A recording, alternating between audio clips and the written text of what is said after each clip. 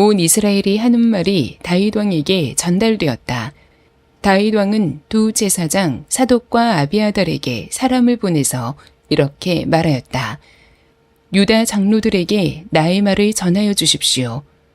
그들이 어찌하여 왕을 다시 왕궁으로 모시는 일에 맨 나중이 되려고 하는지, 그들은 나의 친족이요 나의 고륙 지친인데 어찌하여 왕을 다시 모셔오는 일에 맨 나중이 되려고 하는지 물어보시기 바랍니다. 그리고 아마사에게는 그가 나의 고륙 지친이면서도 요압을 대신하여 군대 사령관이 되지 않는다면 하나님이 나에게 무슨 벌을 내리시더라도 내가 달게 받겠다고 하더라고 알려주십시오.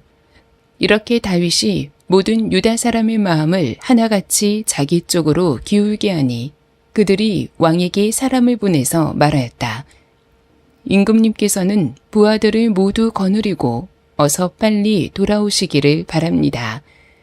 바후림에 사는 베냐민 사람으로 게라의 아들인 시므이도 급히 와서 다윗 왕을 맞이하려고 모든 유다 사람들과 함께 내려왔다. 그는 베냐민 사람 1000명을 거느리고 사울 집안의 중 시바와 함께 왔는데 시바도 자기의 아들 15명과 자기의 중 20명을 다 데리고 나아왔다. 이들은 요단강을 건너서 왕 앞으로 나아왔다. 그들은 왕의 가족이 강을 건너는 일을 도와서 왕의 환심을 사려고 나룻배로 건너갔다. 왕이 요단강을 건너려고 할 때 게라의 아들 시므이가 왕 앞에 엎드려서 말하였다. 임금님, 이 종의 허물을 마음에 두지 말아 주십시오.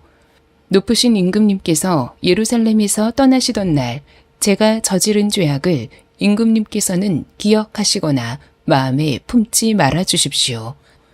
바로 제가 죄를 지은 줄을 이 종이 잘 알고 있습니다. 그렇기 때문에 제가 오늘 요셉 지파의 모든 사람 가운데서 맨 먼저 높으신 임금님을 맞으러 내려왔습니다. 스루야의 아들 아비새가 그 말을 받아서 왕에게 말하였다. 주님께서 기름 부어 세우신 분을 시므이가 저주하였으니 그것만으로도 시므이는 죽어야 마땅한 줄 압니다. 그러나 다윗이 말하였다. 스루야의 아들들은 들어라. 나의 일에 왜 너희가 나서서 오늘 나의 대적이 되느냐. 내가 오늘에서야 온 이스라엘의 왕이 된 것 같은데 이런 날에 이스라엘에서 사람이 처형을 받아서야 되겠느냐. 왕이 시므이에게 맹세하였다. 너는 처형을 당하지 않을 것이다.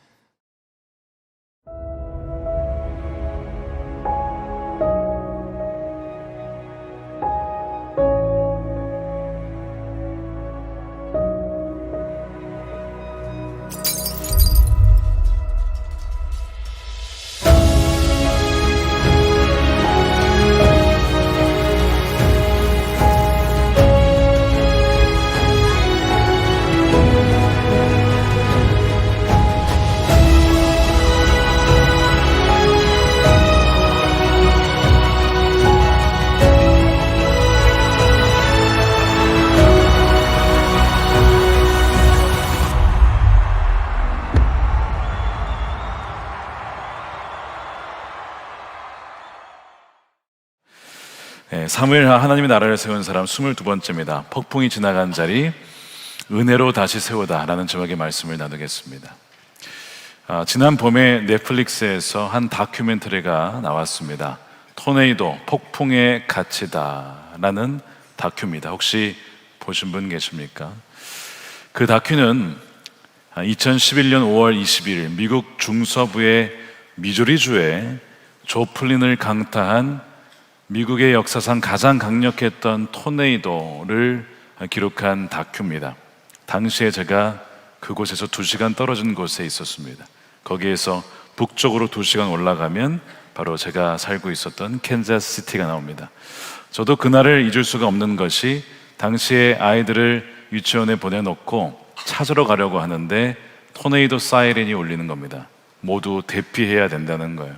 그래가지고 저도 우리 아이들도 각각 다른 곳에 쉘터에 한동안 갇혀 있었습니다. 그런데 다행히 캔자스시티에는 토네이도가 오진 않았지만 불과 2시간 남쪽으로 떨어진 조플린에는 토네이도 등급이 5단계까지 있는데 EF5의 초대형 토네이도 320km의 풍속을 가진 폭이 1.6km입니다. 토네이도의 폭이 1.6km라고요. 1마일 정도의 어마어마한 괴물 토네이도가 서에서 동으로 조플린 시티로 향하는 것입니다. 그리고 그 도시를 강타했습니다. 38분간 그 도시를 훑고 지나갔는데 짧은 시간일 수 있죠. 38분이면 짧은 시간입니다. 그런데 그 짧은 시간 도시의 3분의 1이 사라졌습니다. 한번 사진을 보시기 바랍니다. 집들이 다 파괴가 된 것이고 좀 더 위에서 보게 되면 저렇게 허옇게 돼버린 곳이 토네이도가 지나간 자리입니다. 가운데 보면 고등학교가 있죠. 당시에 졸업식이 진행되고 있을 때 토네이도가 왔어요. 그래서 많은 학생들이 대피를 제대로 하지 못했습니다.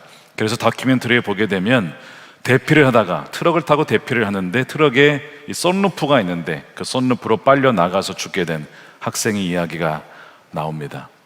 161명의 소중한 목숨이 토네이도로 한순간에 죽고 말았습니다. 다음날 아침 폭풍은 지나갔고 일어나 보니 다 잿더미가 되어 있는 겁니다. 사랑하는 사람을 잃기도 했고 실종자도 많이 있었고 정말 이거 어디서부터 재건을 해야 할지 모르는 그 막막한 상황을 한번 상상해 보시기 바랍니다. 이 사무엘하 19장은 바로 폭풍이 지나간 자리, 그 막막한 상황 속에서 어떻게 이 나라를 다시 재건해야 하나, 바로 그 상황 속에 서 있는 다윗의 모습을 보게 됩니다. 그 거대한 폭풍은 자연재해가 아니라 바로 압살롬의 반역이었고 그 시작은 바로 인재였던 바로 다윗의 죄악으로 시작된 그런 폭풍이었습니다. 그래서 그 은밀한 죄가 가정을 무너뜨리고 나라를 휩쓸어 버린 것이죠. 폭풍 뒤에 남은 것은 주동자 압살롬은 죽고 또한 왕은 살아남았지만 그러나 그 내전 때문에 젊은이 2만 명이 죽고 말았습니다. 그 다음에 왕을 따른 자와 그 왕의 아들을 따른 자, 나라는 완전히 두 조각으로 두동강 나게 되었죠. 서로 건널 수 없는 강을 건넌 것입니다. 어떻게 화해할 수 있고 어떻게 신뢰를 회복할 수가 있겠습니까? 왕의 권위는 떨어졌고 백성들의 마음은 뿔뿔이 흩어진 이 상황이 바로 이 폭풍이 지나간 자리, 폐허가 되어버린 이스라엘의 상황입니다. 우리는 어떻게 이 상황 속에서 하나님의 은혜로 세워나갈 수 있는지를 좀 나누고자 할 텐데, 사실 우리의 상황도 비슷할 때가 많이 있습니다. 여러분의 인생에 폭풍이 다가올 때가 있죠. 그래서 신뢰했던 동역자가 배신하고 또한 사랑하는 가족과의 갈등, 부모님과의 갈등, 심지어 이런 추석이나 설날 때 정치 이슈로 부모와 자식이 갈라지는 경우가 얼마나 많은지 모릅니다. 폭풍이 지나가고 나면 우리 삶에도 잿더미가 남죠. 깨어진 신뢰, 어색한 침묵, 얼어붙은 마음, 이것을 어떻게 어디서부터 회복을 해야 할지 모른다는 것입니다. 그때 마음속에 용서, 용납, 화해라고 하는 성경적인 단어가 떠오르긴 하지만 과연 이것을 해야 할까? 할 수 있을까? 해야만 하는 것일까? 여러 가지 고민들을 갖게 돼요. 어떤 분은 이런 용서하라는 메시지를 들으면 이런 질문을 합니다. 목사님, 제가 용서는 하겠는데 그 사람 다시는 얼굴 보고 싶지 않습니다. 이것도 죄입니까? 목사님, 제가 용서가 안 되는데 그래도 괜찮은 척 그렇게 관계를 유지하는 것도 괜찮은 건가요? 목사님, 제가 그 사람을 다시 받아들였다가 또 상처받으면 어떡합니까? 그러니까 적당하게 거리를 두는 것이 더 낫지 않을까요? 그래서 그 사람이 1부 예배 오면 나는 2부 예배 오고 2부 예배 오면 나는 3부 예배 오고 아니면 4부 예배 오고 이렇게 적당한 거리를 두는 것이 더 현명한 것 아닐까요? 목사님, 이야기 좀 해주세요. 삶의 자리에 폭풍이 지나갔기 때문에 관계가 깨어져서 어떻게 수습해야 할지 모르기 때문에 그렇습니다. 여러분, 아이들의 학생 시절 학교 다니면서 학교 폭력 이슈가 발생합니다. 피해자로 우리 아이가 당했을 때 여러분 부모로서 어떻게 하시겠습니까? 분노하겠죠. 내 아이가 마음이 다쳤고 몸도 다쳤고 가해한 학생에게 똑같이 해주고 싶고, 어떻게 그 아이를 길렀길래 그 부모는 이런 가해자와 같은 자녀를 길렀을까? 이런 생각도 들기도 하지 않겠습니까? 그런데 만일 내 아이가 가해자라고 한다면 어떻죠? 고개를 들 수가 없죠. 민망하죠. 피해자의 부모와 자녀를 어떻게 보겠습니까? 그러니까 이런 일들을 겪을 때에 과연 원수를 사랑하다, 이것을 어떻게 우리 삶에서 적용해야 할지, 여러분, 이런 일들이 교회 안에서 벌어진다면, 자녀들 사이에, 부모들 사이에, 성가대원들끼리, 속회원들끼리, 성도와 성도 간에, 목회자와 성도 간에 벌어지면 여러분, 이거 어떻게 해야 합니까? 공의를 세워야 합니까? 아니면 그냥 용서하고 덮어야 하는 것이 정말 맞는 것입니까? 그러니까 이것이 오늘 우리가 겪는 실질적인 우리 삶의 크고 작은 폭풍입니다. 정신과 의사이자 하버드대 의과대학 교수이신 주디스 허먼이 진실과 회복, The Truth and Repair라는 책을 썼습니다. 거기 보면 이런 갈등 상황에서 사람들이 두 가지 극단적인 선택, 실패를 한다는 겁니다. 그 무엇이냐? 하나는 무자비한 정의의 칼을 휘두른다는 거예요. 아비새처럼 오늘 본문에 죄를 지은 사람이 마땅히 죄값을 받아야 합니다, 이런 식으로 외치는 것이죠. 정의가 바로 서야 관계가 회복됩니다. 여러분, 이 말은 틀린 말이 하나도 없습니다. 그런데 이 정의의 요구가 보통은 복수심과 감정이 섞여 있기 때문에 정말 정당한 정의를 세우기보다는 보복으로 흐를 가능성이 굉장히 많이 있죠. 상대방을 끊임없이 정죄하며 관계의 잿더미가 회복되기는커녕 더 폐허로 악화되곤 합니다. 다른 하나의 극단은 회피하는 것이고 침묵하는 것입니다. 주디스 허먼이 경고한 값싼 화해에 대한 유혹이죠. 그래서 진실을 대면하는 고통을 피하기 위해서 그 문제를 인정하지 않거나, 혹은 반대로 아직 마음에서 용서가 되지 않았는데 괜찮은 척 그렇게 관계를 유지하는 것, 우리는 결국에는 그를 용납하는 것처럼 보이지만 마음속에 여전히 용서하지 못하는 깊은 쓴뿌리를 갖게 되는 것이죠. 그러니까 용서 없는 용납, 또 용납 없는 용서, 이 모든 것은 불완전하여서 결국에는 관계를 온전히 회복시키지 못합니다. 결국에는 하나님께서 오늘 말씀을 통해서 그렇다면 어떻게 해야 이 폭풍이 지나간 자리, 잿더미가 된 상황 속에서 하나님의 나라를, 또 우리의 공동체를 다시 세워나갈 수 있는지를 세 가지 은혜의 길을 통하여 말씀하고 있습니다. 첫 번째, 폭풍이 지나간 자리 다시 세우는 세 가지 은혜. 첫 번째는 자존심의 벽을 허물고 먼저 찾아가는 은혜입니다. 자, 전쟁이 끝났는데 그 반역의 중심지에 어느 지파가 있었는지 아십니까? 바로 유다 지파입니다. 다윗이 속해 있었던 유다 지파가 압살롬에게 붙었어요. 그래서 헤브론에서 시작하지 않았습니까? 근데 이제 압살롬이 죽고 나서 결국에는 이 반역의 실패로 돌아갔습니다. 그러니까 유다 지파가 이제 왕에게 다시 돌아가야 되는데 돌아가지도 못해요. 반역자가 되어버렸으니까. 그러니까 이러지도 못하고 저러지도 못하고 있는 이 어색한 침묵의 벽을 깬 자가 바로 다름 아닌 다윗입니다. 다윗이 제사장을 먼저 보내서 그들에게 용서의 손길을, 화해의 손길을 내밀죠. 자, 그것이 11절입니다. 유다 장로들에게 나의 말을 전해 주십시오. 그들이 어찌하여 왕을 다시 왕궁으로 모시는 일에 맨 나중이 되려고 하는지, 그들은 나의 친족이요 나의 고륙 지친인데 어찌하여 왕을 다시 모셔오는 일에 맨 나중이 되려고 하는지 물어보시기 바랍니다. 다윗의 메시지는 책망이 아니었습니다. 후폭풍이 아니었어요. 보복이 아니었습니다. 너희들 나를 배신했지, 내가 특검을 차려서 다 조사해 버리겠어. 누가 앞장섰는지, 누가 플랜을 짰는지 하나하나 다 처단해 주겠어. 여러분, 얼마든지 다윗도 여러분 그렇게 할 수 있습니다. 반역의 뿌리를 뽑아야 한다. 여러분, 그럴 수 있잖아요. 우리가 얼마나 그런 모습들을 자주 보곤 합니까? 다윗도 그렇게 할 수 있었는데 다윗은 뭐라고 하냐면, 그들은 나의 친족입니다. 고륙 지친입니다. 그러니 왕이 돌아오게 다는 이 길을 당신들이 앞장서서 해주셨으면 좋겠습니다. 참 마음도 좋아요. 다윗이 먼저 찾아가는 은혜를 베풀고 있는 거예요. 그러면서 이 반역의 총사령관이었던 아마사를 자신의 군사령관으로 세우겠다는 거예요. 야, 이거 너무 위험한 거 아닙니까? 이러다가 나중에 정말 죽으면 어떡하려고. 근데 여러분, 이유가 있었어요. 요압, 바로 다윗의 군사령관 요압이 다윗의 말을 듣지 않았습니다. 분명히 어린 압살롬을 선대하라고 말을 했는데 그 말을 무시하고, 왕의 명령을 무시하고 자신의 창으로 압살롬이 심장을 찔러 죽였습니다. 다윗이 그걸 알고 있었어요. 더 이상 내 말을 듣지 않는 요압, 이제는 다윗이 위협을 받을 정도로 강해버린 이 요압을 견제하기 위하여 이 아마사를 총사령관으로 세웠던 것, 즉 다윗의 노련한 정치적인 계산이 포함되어 있는 제안입니다. 그런데 단지 정치적인 제안으로만 볼 것이 아니라 다윗이 이 유다 지파를 품은 이유가 있습니다.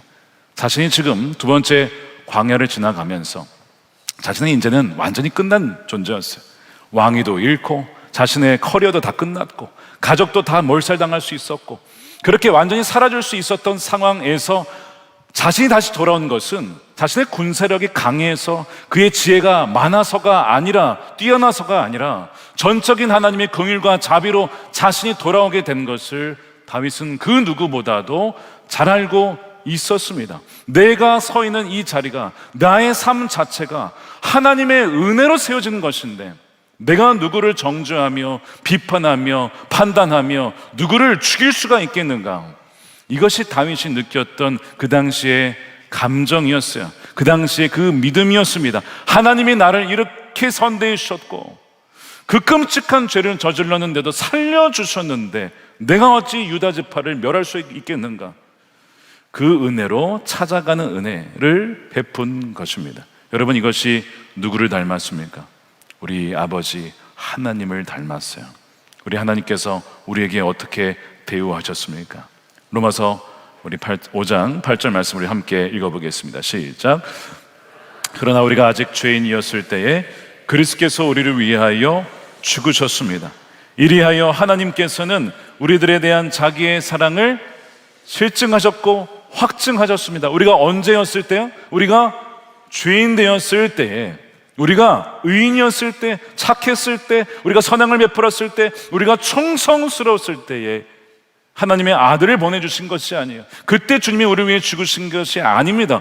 우리가 반역자였을 때, 우리가 죄인 되었을 때, 하나님을 떠나서 멋대로 살아갈 그때에 그냥 죽도록 지옥에 가도록 내버려두지 않고 우리를 살리겠다고, 우리를 사랑하셔서 포기할 수 없다라고 그 아들을 보내주신 분이 우리 하나님 아니시겠습니까? 그 하나님의 은혜, 바로 다윗이 바로 그 은혜를 받았기에 찾아가는 은혜를 통해 이 유다 지파를 품었던 것입니다. 여러분의 인생에 유다 지파와 같은 사람은 누굽니까? 유다 지파와 같은 그룹은 어떤 그룹이 있었습니까? 집단적으로 여러분들을 왕따를 시키거나 소외를 시키거나 모함을 하거나 반역했던 사람이 있으십니까? 우리가 죄인 되었을 때 하나님의 사랑을 입었으므로 우리도 찾아가는 은혜를 통해 마땅히 손 내미는 것이 하나님의 그 십자가의 사랑을 받은 자로서 마땅한 행동인 줄로 믿습니다. 이것이 찾아가는 은혜입니다. 이것이 하나님 나라를 세우는 사람의 특징인 것이죠. 두 번째, 폭풍이 지나간 자리 다시 세우는 세 가지 은혜의 두 번째입니다. 용납을 넘어 완전히 용서하는 은혜입니다. 다윗이 이제 요단강을 건너서 왕궁으로 복귀하려고 할 때 그때쯤에 찾아온 사람이 있었습니다.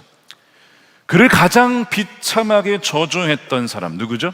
시므이가 다윗을 찾아와 엎드려서 자신의 죄를 공적으로 시인합니다. 이 종의 허물을 마음에 담아두지 말라는 겁니다. 여러분, 시므이가 어떤 죄를 저질렀습니까? 다윗이 맨발로 감람산을 울면서 올라갈 때에 돌 던지면서 흙먼지 일으키면서 저주했던 사람입니다. 사무엘하 16장 6절에 다윗 왕의 모든 부하와 모든 용사가 좌우의 왕을 호위하고 가는데도 불구하고 그는 다윗과 그의 모든 신하에게 계속하여 돌을 던졌다. 시므이가 다윗을 저주하여 말하였다. 영영 가거라, 이 피비린내 나는 살인자야, 이 불안당 같은 자야. 사울의 족속이었기 때문에 사울의 죽음이 다윗 때문이라고 굳게 믿었던 이 시므이는 바로 그 죗값을 지금 다윗이 받는다고 생각하고 다시는 돌아오지 말아라, 그러다 죽어라, 이렇게 저주를 하게 됩니다. 자, 이렇게 끔찍한 욕설을 한 것은 단지 왕에 대한 반역이 아니라 하나님이 다윗을 세웠는데 다윗을 세우신 하나님에 대한 반역이기도 했습니다. 그런데 그 시므이가 이제 왕 앞에 엎드려서 마치 회개하는 것처럼 보이는 거예요. 그러면서 마음이 담아두지 말라는 겁니다. 여러분, 시므이가 지금 진짜 회개하는 것일까요? 굉장히 중요한 포인트예요. 이거를 제대로 아셔야 나중에 열왕기상이 이어지는 이야기를 여러분 이해하실 수가 있습니다. 시므이가 진짜 회개한 것이 아니죠. 그 이유가 몇 가지가 있어요. 첫 번째, 그가 왔을 때 1000명의 군사를 데리고 옵니다. 베냐민 집파 1000명을 데리고 와서 온 거예요. 그것은 무슨 얘기예요? 제가 이렇게 영향력 있는 사람입니다. 나를 받아주시면 당신의 나라에 재건하는데 도움이 될 것이고 나를 거절하면 위협이 될 수도 있다라고 하는 나름 협상 카드를 들고 온 거예요. 다윗이 다시 주권을 회복하니까 어쨌든 불리하니까 지금은 수그려야 된다. 이것이 이 시므이의 계산이었던 거죠. 두 번째 18절에 보면 그들은 왕의 환심을 사려고, 왕의 가족이 요단강을 건너야 되는데 환심을 사려고 나룻배를 띄워서 도와주는 척하여 왕의 마음을 사러 간 것이지 회개하여 온 것이 아니었다는 결정적인 증거가 여기에 있습니다. 그러니까 이런 이 시므이의 나름대로 자신의 허물을 시인하는 이 장면 앞에 어떻게 다윗이 반응하나? 먼저 그 옆에 있었던 이 아비새가 충직한 장수죠. 이 시므이의 마음을 간파를 했어요. 뭐라고 하냐면 21절입니다. 수리의 아들 아비새가 그 말을 받아서 왕에게 말하기를 주님께서 기름 부어 세우신 분을 시므이가 저주하였으니 그것만으로도 시므이는 죽어야 마땅한 줄 압니다. 여러분, 이 아비새는 지난번 그때 이 시므이가 돌 던졌을 때도 제가 목을 베어오겠습니다 했던 그 충직한 장수입니다. 굉장히 성질 급하고 아주 그냥 용맹한 장수예요. 여러분, 이런 분들을 한번 옆에 두면 굉장히 듬직하지 않겠습니까? 누가 돌 던져도 저는 제가 처리하겠습니다 이러면 얼마나 힘이 되겠어요. 다윗의 입장에서도 굉장히 힘이 됐을 거예요. 사실 이 아비새의 말이 틀린 건 아닙니다. 이 아비새가 말하는 것이 죄에 대한 죗값을 받아야 됩니다. 어찌되었든 왕을 저주했으니까 이건 하나님에 대한 반역입니다. 이거 죗값을 받지 않으면 나라의 기강이 무너질 것입니다. 이 아비새의 공의는 성경에도 나오는 거예요. 이에는 이, 눈에는 눈, 갚아주라는 거예요. 공의를 정말 강물같이 흐르도록 해야 된다. 이게 아모스 선지자의 말씀 아닙니까? 공의를 세워야 됩니다라는 주장을 하고 있는 거죠. 그런데 이에 대한 다윗의 반응은 전혀 다른 반응이었습니다. 22절 보십시오. 그러나 다윗이 말하였다. 수르의 아들들은 들어라. 나의 일에 왜 너희가 나서서 오늘 나의 대적, 이 사탄입니다. 나의 대적이 되느냐? 내가 오늘에서야 온 이스라엘의 왕이 된 것 같은데 이런 날에 이스라엘에서 사람이 처형을 받아서야 되겠느냐? 지금 다윗은 이 아비새의 이 이야기가 마치 사탄이 나를 지금 유혹하는 것 같다라고 느끼는 거예요. 마치 예수님이 베드로에게 물러가라, 넌 나를 넘어지게 한 자로다, 이 사탄아, 이렇게 얘기하는 비슷한 상황이에요. 왜 다윗은 이것을 사탄의 유혹이라고 받은 것일까요? 여러분, 이 정의가 필요 없다는 것이 아니고 아비새가 다 틀렸다는 것이 아닙니다. 맞아요. 처리를 해야 됩니다. 그래야 기강이 서겠죠. 그런데 지금은요, 다 나라가 힘든 상황이에요. 나라가 갈라졌고 많은 청년들이 죽었습니다. 이 상황에서 누구로부터 처형한다? 다윗은 그걸 원치 않았던 거예요. 이 아비새가 주장하는 정의를 응보적 정의라고 합니다. 과거의 죄를 샅샅이 찾아내어서 그 죄값을 받게 하라는 것이죠. 응보적 정의라고 불러요. 말씀드린 대로 성경에는 그런 정의가 분명히 있습니다. 그런데 지금 다윗이 하고자 하는 것은, 다윗이 세우고자 하는 나라는 깨어진 관계를 회복하고 공동체를 다시 세우는 회복적인 정의를 원하는 거예요. 그럴 때는 죄가 있어도 면제해 주거나 사면해 주거나 용서해 주거나, 그렇게 함으로써 원수마저도 품는 것을 통해 나라를 다시 통합시키는 것, 이것이 지금 다윗이 꿈꾸는 하나님 나라였기 때문에 아비새의 이 응보적 정의를 잠시 뒤로 미루고, 지금은 그걸 행할 때가 아니다, 지금은 우리 모두가 회복해야 될 때야. 그래서 아비새의 그 제안을 마치 사탄의 유혹처럼, 지금 내가 응보적 정의를 하게 되면 나라는 더 갈라지게 될 거야, 완전히 주저앉게 될 거야, 그렇게 해서 그의 요청을 거부한 것이죠. 다윗이 위대한 사람입니다. 정말 이런 정치인들이 있으면 좋겠어요. 함께 품고 나갈 수 있고 적마저도 품어 나갈 수 있는, 그리어 하나 되는 대한민국을 만들 수 있는 그런 정치인들이 세워지기를 처음으로 기도하며 소망합니다. 자, 그런데 여러분, 다윗을 잘 아시는 분들, 성경을 잘 아시는 분들은 그 뒤에 어떤 일이 일어났는지 아실 겁니다. 시간이 흐릅니다. 다시 몇 년이 흘러서 다윗이 죽게 되죠. 열왕기상 2장쯤에 다윗의 유언이 나오는데 그 유언에 누가 등장합니까? 시므이가 다시 등장합니다. 그러니까 지금 시므이가 왕이시여 저희 허물을 마음에 담아두지 마십시오라고 했는데 마음에 담아두지 말라고, 생각하지 말라고 말하면 또 생각이 나는 거예요. 마음에 담아두지 말라고 그러면 마음에 담아두는 거예요. 다윗이 그 이후로도 계속 시므이의 그 돌 던지는 장면, 저주하는 것이 마음에 남았던 것 같습니다. 그리고 시므이는 100% 회개하지 않았잖아요. 정치적인 상황 때문에 잠시 수그린 것 뿐이지 진정한 회개가 아니었기 때문에 하나님이 공의로운 심판이 있어야 한다라고 생각했던 것 같습니다.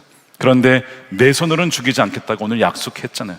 내가 너를 처형하지 않을 거야. 지금은 우리가 모두가 슬픈 날이니, 국가적인 애도의 날이니 함께 일어나야 되니까 어느 누구도 처형하지 않을 거야 해서 그는 실제로 시므이를 죽이지 않습니다. 그러나 아들에게 유언을 합니다. 솔로몬아, 너는 지혜로운 자이니까 시므온이 편안하게 수월로 가지 않도록 해라. 이런 유언을 남겨요. 솔로몬이 아버지 말을 알아들었습니다. 나중에 시므이와 솔로몬 사이에 약속을 하죠. 어느 경계 이상으로 넘어가지 마십시오. 시므이가 그것을 깹니다. 결국 그것 때문에 처형을 당하게 되죠. 하나님의 지혜로 공의로운 심판이 이루어지는 순간이었습니다. 바로 이 지점에서 우리는 다윗의 불완전한 모습을 보게 돼요. 자, 이 시므이를 용납했어요. 보복하는 정치를 하지 않았습니다. 그래서 나라를 세웠습니다. 그런데 마음속 깊은 곳에서는 온전히 시므이를 완전히 용서한 것은 아니었습니다. 왜요? 다윗도 사람이기 때문에 그렇습니다. 여러분도 사람이기 때문에 돌 던지는 누군가를 여러분 계속 용서하고 정말 마음에 싹 잊어버릴 수가 있겠습니까? 쉽지가 않죠. 다윗도 그걸 못했어요.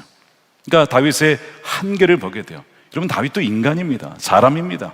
뭐 대단한 어떤 히어로가 아니라 그도 연약한 인간인 것을 우리 말씀을 통해 보게 돼요. 그렇기 때문에 우리가 의지하고 바라보게 되는 분이 있게 되죠. 누굽니까? 우리의 완전하신 왕 예수님을 바라보게 되는 거예요. 왜요? 예수님은 우리 죄값을 대신 받으심으로 완전한 정의를 이루시고 또한 우리를 완전히 용납하고 용서하심으로 완전한 은혜를 베풀어 주셨습니다. 어디에서요? 바로 십자가에서 그 완전한 사랑과 공의를 베풀어 주신 그 주님을 바라볼 때에 비록 우리의 힘으로는 그 누구도 용서할 힘이 없지만, 용서할 수도 없지만, 하고 싶은 마음도 없겠지만, 그런데 내가 어떤 자임을 기억하고 내가 은혜로 이렇게 살아있다는 것을 우리가 정말 믿는다면 십자가의 은혜로 용서할 수가 있는 거예요. 사실 이런 얘기하면 목사님, 다윗도 용서 못했는데 제가 어떻게 용서를 합니까?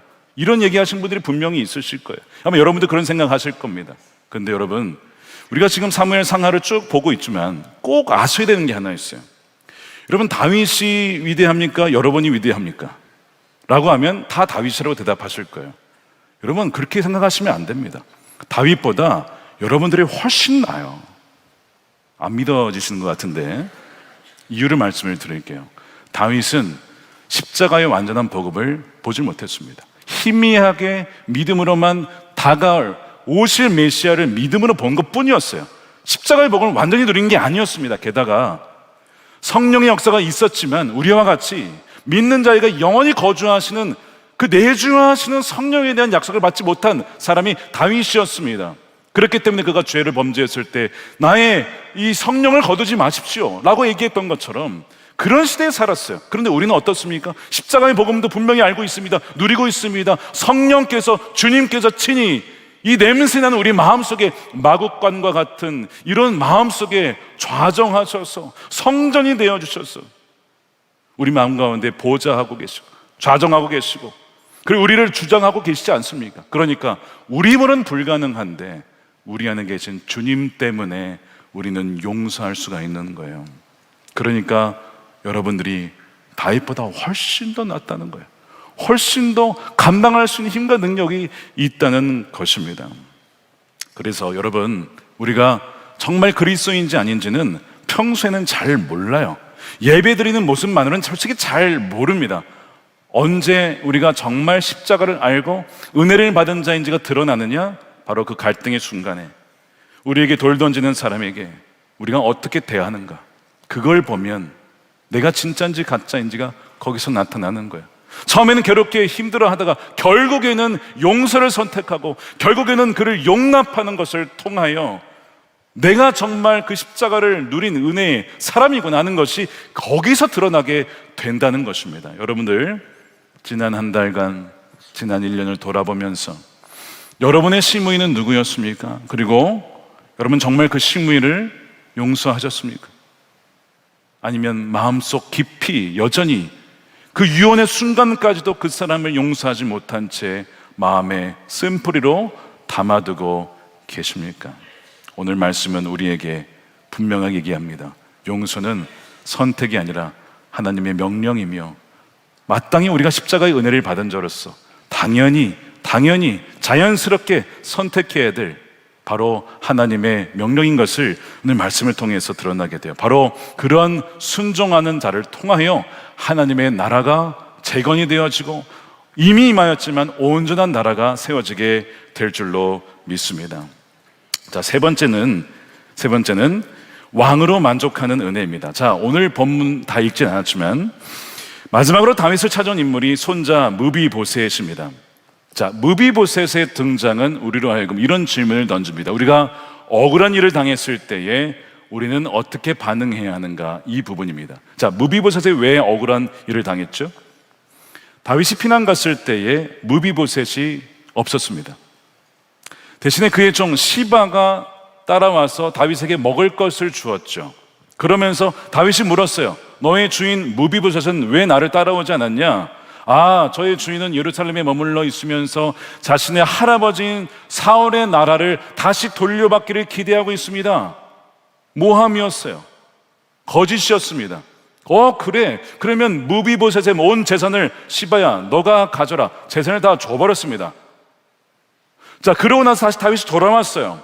무비보셋을 만났습니다. 너 내가 피난 갔을 때 왜 안 따라왔어? 제가 가려고 했는데 장애인입니다. 시바가 나를 도와주지 않고 먼저 혼자 가버렸습니다. 그래 놓고선 저에게 거짓 모함을 해서 제가 이렇게 되는 것입니다. 이 무비보셋은요, 다윗이 떠난 날부터 먹지도 않고 옷도 막 허름한 채 수염 기르고 막 슬퍼서 그러고 있었어요. 오늘 행세가 그랬습니다. 그러면서 자신의 이야기를 막 이야기를 해요. 제가 그래서 우리 왕을 따라가지 못한 것이었습니다. 제가 안 가려고 한 것이 아니었습니다. 다윗이 딱 들어보더니 아, 그랬구나. 그래서 판결을 다시 내립니다. 자, 그러면 시바와 재산을 반반 나눠 가져라, 이렇게 얘기를 해요. 왜 다윗이 이런 판결을 했을까요? 다 무비보셋에게 줘야 할 것 같은데, 첫 번째, 다윗은 무엇이 진실인지를 아마 분간하기 어려웠을 겁니다. 시바의 말이 맞는 것인지, 무비보셋의 말이 맞는 것인지. 두 번째, 어쨌든 시바가 자신이 어려운 상황에 와서 도와줬기 때문에 그에 대한 공로를 인정하여 재산을 띄워준 거죠. 그리고 무비보셋도 나머지 절반을 보존을 해준 겁니다. 어떻게 보면 이 솔로몬의 판결처럼 지혜로운 판결일 수도 있어요. 그러나 무비보셋의 입장에서는 굉장히 억울한 판결입니다. 불합리한 판결입니다. 따질 수 있습니다. 다시 판결해달라고 요청할 수도 있었어요. 그런데 무비보셋이 뭐라고 얘기를 하냐면 참 놀라운 고백을 해요. 우리 예상을 뛰어넘는 신앙 고백을 합니다. 30절에 무비보셋의 왕에게 아뢰기를, 높으신 임금님께서 안전하게 왕궁으로 돌아오시게 되었는데 이제 시바가 그 밭을 다 차지한들 뭐 어떻습니까? 저는 괜찮습니다. 이 얘기예요. 여러분, 참 놀라운 고백이에요. 이 사건, 지금 이 불합리한 판결은 의도치 않게 무비보셋의 마음에 무엇이 있는지, 그게 가장 중요한 것이 무엇인지를 드러내주는 사건이 되었습니다. 무비보셋에게 가장 중요한 것은 재산이 아니었어요. 심지어 자기가 오해를 받아서 명예를 잃어버린 것, 그를 되찾는 것, 심지어 그것도 아니었어요.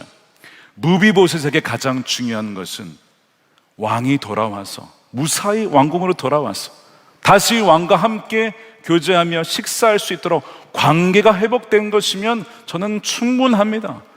무비보셋에게 가장 중요한 것은 다윗 왕과의 관계였어요. 그것만 회복된다면 저는 다른 거 다 없어도 괜찮습니다라는 고백이거든요. 여러분, 무비보셋은 어떤 은혜를 받았습니까? 죽은 목숨이었어요. 전 왕의 어쨌든 손자 아닙니까? 죽은 목숨인데 다윗이 살려주고 자신의 식탁에서 먹으라고 가족처럼 받아주었습니다. 헤세드의 은혜를 누린 자예요. 그렇기 때문에 그는 이미 너무나 충만한 은혜를 받았기 때문에 다른 것 재산 잃어버려도 괜찮습니다. 나는 그 은혜면 충분하고 왕의 식탁에서 주님과의 관계, 왕과의 관계만, 임재만 누릴 수 있다면 다 괜찮습니다. 그 고백이에요. 여러분 같았으면 이 억울한 상황에서 정말 이렇게 고백하실 수 있겠습니까? 사업을 하다가 배신을 당해서 돈을 떼이는 경우가 있고, 또한 친구의 모함으로 인하여서 직장에서 진급하지 못할 수도 있어요. 그런 억울한 일을 당할 때 그 억울함을 풀기 위해 우리는 온갖 방법을 궁리합니다. 밤에 잠을 자지도 못해요. 어떻게 하면 이 억울함을 풀 수 있을까? 내 잃어버린 몫을 되찾을 수 있을까를 궁리하며 이것이 풀어지기를 우리가 기도하죠.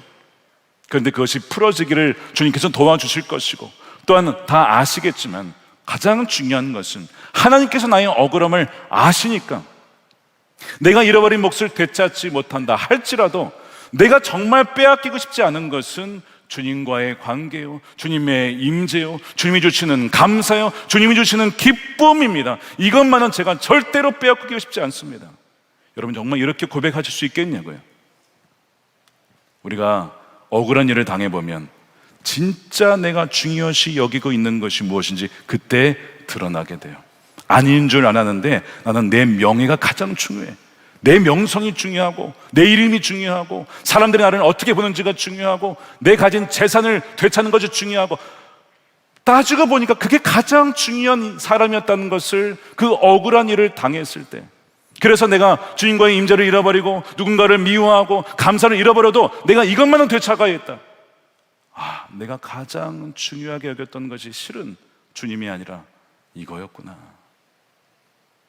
억울한 일을 당했을 때 내가 가장 중요하게 여기는 것이 그제서야 드러나요. 억울한 일을 당하셨습니까? 관계가 틀어지시고 모함을 당하셨어요. 오해가 아직 안 풀리셨습니까? 그때 여러분 여전히 주님 억울하지만 주님이 가장 완벽한 판결자이시니까 저의 억울함을 아실 거 아닙니까? 주님만 알아주시면 됩니다. 다른 사람이 못 알아줘도 그래도 주님이 알아주시고 그리함으로 말미암아 주님과의 그 임재의 기쁨을 내가 놓치지 않을 수 있다면 주님 그것으로 충분합니다. 이 고백이 저와 여러분들의 입술에서 나오게 되기를 축복합니다. 이것이 무비보셋이 우리에게 주는 메시지인 거예요. 내가 진정 의지하고 내가 정말 만족하는 대상이 무엇인지, 그 억울한 상황 속에서 나도 모르게 우리는 시험을 받고 우리 마음속에 있는 것이 드러나게 된다는 것입니다. 자, 오늘 이 세 가지 은혜를 살펴보았습니다. 찾아가는 은혜, 용서하는 은혜, 그리고 왕으로 만족하는 은혜. 이것이 하나님 나라, 그리고 가정과 교회와 나라를 재건하는 하나님의 은혜의 세 가지 길인 것입니다. 십자가는 완전한 용서와 용납을 보여주었습니다. 사람은 불완전하고 다윗도 불완전하였습니다. 우리도 불완전합니다. 그러나 주님이 주시는 힘으로 말미암아 우리는 악을 악으로 갚지 않고 증오를 증오로 갚지 않고 악을 선으로 갚으며 증오를 용서와 사랑으로 그렇게 대응하여 하나님의 나라를 세워나갈 수 있게 되리라 분명히 믿습니다. 그것이 하나님의 나라를 세우는 사람의 특징입니다. 지난 미주 동부 트립팀이 펜실베니아 주의 랭캐스터라는 지역에 아미시 마을을 방문을 했습니다. 근데 그것은 20여 년 전에 2006년 10월 2일에 아주 끔찍한 폭풍이 왔던 곳입니다. 그 폭풍은 자연재해, 토네이도 이런 것이 아니라 총격 사건이었습니다. 당시 우유 배달원이었던 찰스 로버츠라는 남자가 총을 가지고 그 아미시 마을의 학교에 들어가서 12살에서 6살 사이에 여자아이들만 10명을 남겨놓고 다 보내고 인질극을 벌입니다. 경찰과 대치를 하다가 결국에는 소녀 5명을 총으로 죽이고 나머지 5는 총을 쐈는데 죽진 않았지만 평생 장애를 안고 살게 되었습니다. 그리고 그 자신도 자살을 했습니다. 이 끔찍한 사건이 그 평화로운 아미시 마을에 벌어졌던 것이죠. 마땅히 복수와 또 저주가 터져나와야 될 그 비극의 현장에서 세상은 도무지 이해할 수 없는 광경을 보게 돼요. 불과 몇 시간 뒤에 숨진 소녀 마리안의 할아버지가 이웃들을 향해서 외칩니다. 우리는 그 가해자를 용서해야 합니다. 그리고 그 아미시 공동체의 사람들이 다 같이 반응하여 공동체 대표단이 가해자의 집을 찾아갑니다. 그 남편, 가해자 남편 죽었죠? 그 아내와 아이들을 위로합니다. 우리의 아이들을 잃어서 우리도 슬픔을 당하고 있는데 당신도 같은 슬픔을 당하고 있군요. 그래서 그 가해자의 가족을 위로했다니까요. 그리고 그 가해자의 장례식에 참석을 해요. 이게 말도 안 되는 일이죠.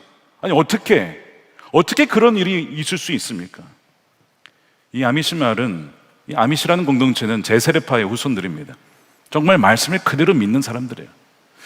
그래서 그들이 항상 하는 기도에 주기도문이 있었죠. 우리가 우리에게 죄 지은 자를 사하여 준 것처럼 우리의 죄를 사하여 주십시오. 우리가 우리에게 죄 지은 자를 우리가 용서할 때에 주님 우리의 죄도 용서해 주십시오. 우리가 그것을 용서하지 않으면 주님이 우리 죄를 용서하지 않는다고 굳게 믿었어요. 그래서 그는 가해자 가족까지 다 용서한 것입니다. 그런데 그것이 끝이 아니었어요. 이 아미시 영성에는 갈라센 하이트라고 하는 평정 침착이라는 영성이 있습니다. 모든 것이 하나님의 주권과 섭리 가운데 있기 때문에 나의 복수할 권리마저도 내려놓고 하나님의 공의하심에 맡겨드리며 우리가 해야 될 것은 산상순의 말씀처럼 원수도 사랑하는 것이다. 이것이 그들의 삶 가운데 쭉 내려져 왔었던 거예요. 그래서 그들은 복수할 권리를 하나님께 내어드리고 정말 그 가해자를 용서하고 정말 그렇게 품었던 것입니다.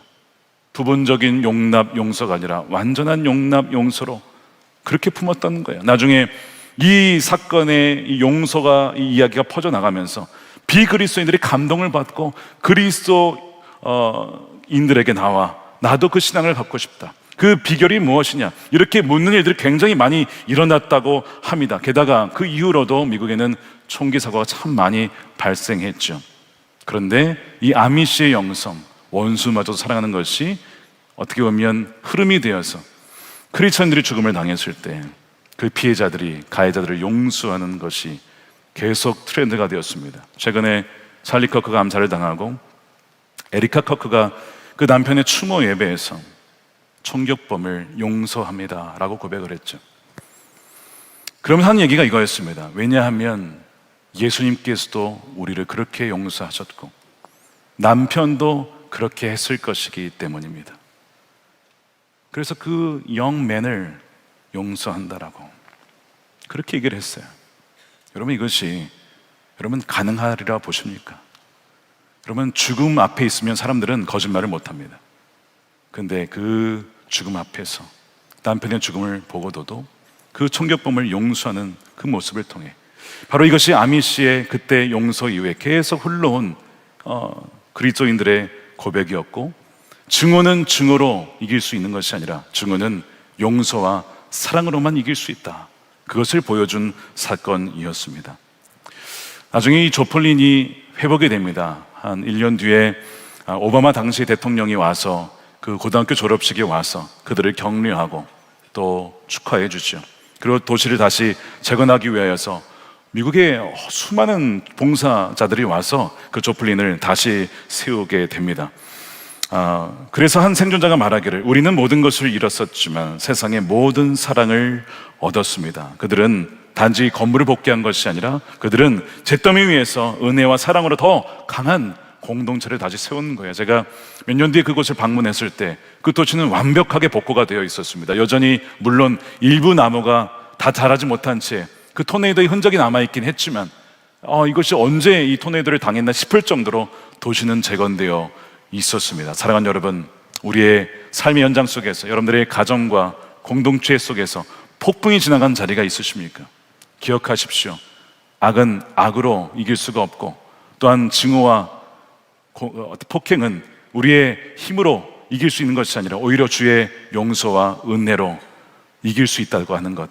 하나님의 나라는 폭력으로 세워지는 것이 아니라 하나님의 나라는 용서와 은혜로, 찾아가는 은혜로, 용서하는 은혜로, 또한 온전히 왕으로 만족하는 그 은혜로 세워지게 된다는 것을 기억할 때 여러분들의 삶을 통하여서 하나님의 나라가 다시 세워지게 되고 온전히 임하게 될 줄로 믿습니다.